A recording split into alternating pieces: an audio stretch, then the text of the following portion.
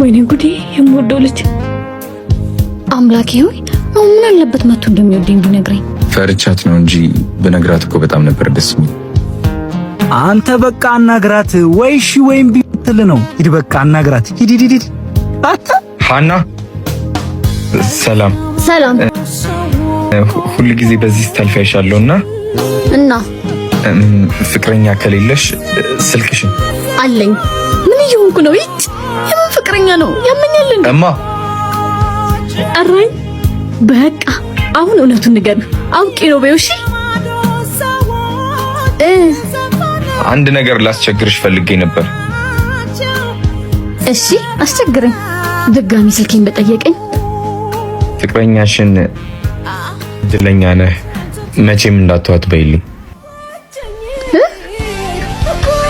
አታስብ አይተወኝም። እሺ ምን አይነቱ የማይረባ ነው። ለነገሩ ይበለኝ። ማን አባሽ ተግደርደረኝ። አው ጉዴ ወይኔ